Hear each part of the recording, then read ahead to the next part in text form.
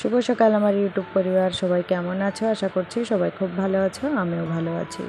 সকালবেলা সমস্ত কাজ বাজ সেরে চলে এসেছি এই যে গাছগুলোতে একটু জল দিতে। এখন শীতটা অনেকটা কমে গিয়েছে, রোদ্রের তাপটা খুব বেশি, আর সকালবেলায় গাছে জল না দিলে কেমন যেন গাছগুলো নেতিয়ে পড়ে।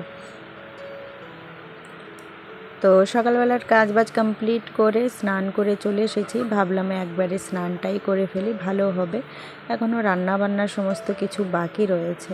আর তাড়াতাড়ি স্নান করার আরেকটা কারণ হলো, আজকে ওই সকালবেলা সমস্ত কাজ করতে করতে হাতে আমার কী যেন লেগেছে, এত কিটমিট করে চুলকাচ্ছিল, আর আমি থাকতেই পারছিলাম না। তো ভাবলাম যে কোথার থেকে কী লেগেছে ভগবানই জানে, একবারে স্নান করে আসি। তো স্নান করে এই যে চলে এসেছি। স্নান করার পরেও কিন্তু সেই যে চুলকানিটা ওটা আর সারছিল না, হাতটা চুলকাতে চুলকাতে পুরো লাল হয়ে গিয়েছিল। আর মনে হচ্ছিল যে ওইটুকু জায়গায় একদম কেটে ফেলে দিই, এত খারাপ পরিস্থিতি। হয়তো কোথার থেকে শুঁয়োপোকার হুল বা কিছু লেগেছে তেমনই মনে হচ্ছিল। যাই হোক, এখন রান্নাঘরে চলে এসেছি। রান্নাঘরের থালা বাসনগুলো আমি গুছিয়ে রেখেছিলাম না, কারণ মনে হচ্ছিল স্নান করলে কমবে, কিন্তু জল পড়ার পর আরও বেশি বেড়ে গিয়েছিল।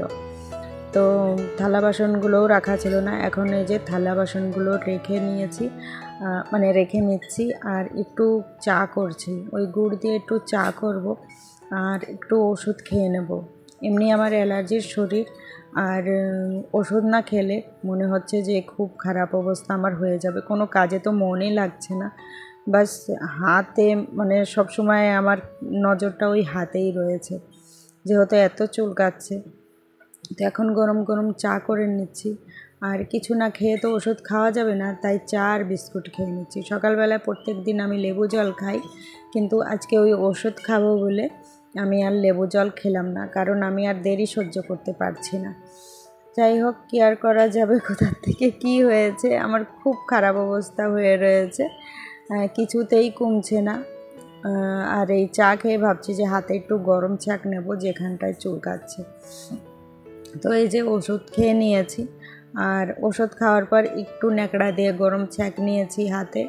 তো গরম ছ্যাঁকটা নেওয়ার পর মনে হচ্ছিলো অনেকটা ভালো লাগছে, আর যেহেতু ওষুধ খেয়েছি, ওষুধ খাওয়ার পর মনে হচ্ছিলো যে না, আস্তে আস্তে করে যে চুলকানোর ইটা ছিল সেটা কম হয়ে গিয়েছে।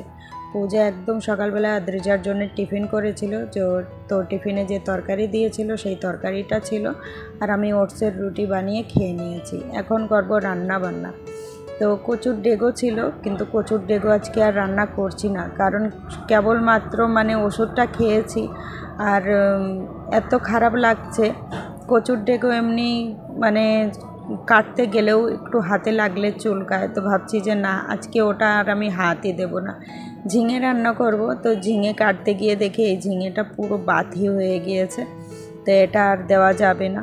যাই হোক, বাদ বাকি ঝিঙেগুলো দেখে নেব কেমন কি আছে। এর মধ্যে কিছুটা ঝিঙে নষ্ট হয়ে গিয়েছিল, তো যেটুকু আছে সেইটুকু কেটে নেব, সাথে একটু আলু দিয়ে দেব। ভেবেছিলাম শুধু ঝিঙে দিয়ে রান্না করব, কিন্তু শুধু ঝিঙে দিয়ে একদমই কম হয়ে যাবে, কারণ ঝিঙে গলে তো একদম অল্প হয়ে যায়, তাই এর মধ্যে ওই ছোট ছোট দেখে 3টে আলু দিয়েছি। এখন এই যে কড়াই বসিয়ে দিয়েছি, রান্না বান্না স্টার্ট করে দিচ্ছি। 3টে বাটা মাছ নিয়ে এসেছি পূজার ঘরের থেকে। ওই 3টে বাটা মাছ দিয়ে একটা তরকারি রান্না করব, উচ্ছে পাতা আছে, উচ্ছে পাতার তরকারি রান্না করব। তো এই বাটা মাছগুলো টুকরো টুকরো করে কেটে তারপরে একদম মুচমোচা করে ভেজে নিচ্ছি। আগে ঝিঙে রান্না করব, তো ঝিঙেটা এই যে রসুন ফোড়ন দিয়ে আলুগুলো ভালো করে একটু ভেজে নেব। আলুগুলো ভাজা হয়ে গেলে এর মধ্যে ঝিঙে দিয়ে দেব। কিছুটা ছোলা ভিজিয়ে রেখেছিলাম কচু শাকে দেওয়ার জন্য। কচু শাক আজকে আমি রান্না করব না, তাই এর মধ্যে দিয়ে দিয়েছি। তো এদিকে যে আলু ঝিঙের তরকারিও রান্না হয়ে গিয়েছে, আর এখন রান্না করব উচ্ছে পাতা। তো উচ্ছে পাতা দিয়ে ছোট ছোট মাছ হলে বেশি ভালো হয়। তো যেহেতু একদম ছোট ছোট মাছ নেই, তো ওই বাটা মাছ ছিল পূজার ঘরে, ওখান থেকে এনে তারপর দেখলেই তো টুকরো টুকরো ভেজে নিয়েছি। আর এখন এই যে রাঁধুনি ফোড়ন দিয়ে আলুগুলোকে ভালো করে ভেজে ঝোল দিয়ে দিয়েছি, লবণ লঙ্কা হলুদ সমস্ত কিছু দিয়ে দিয়েছি। আলুগুলো গলে গিয়েছে, এর মধ্যে মাছের টুকরোগুলো দিয়ে এই যে উচ্ছে পাতাগুলোও দিয়ে দিচ্ছি, নাড়াচাড়া দিয়ে এবার নামিয়ে নেব। এইভাবে উচ্ছে পাতার তরকারি রান্না করলে খেতে কিন্তু বেশ ভালো লাগে। এই যে বিকালবেলায় চলে এসেছি এই মাঠে একটু সময় কাটানোর জন্যে।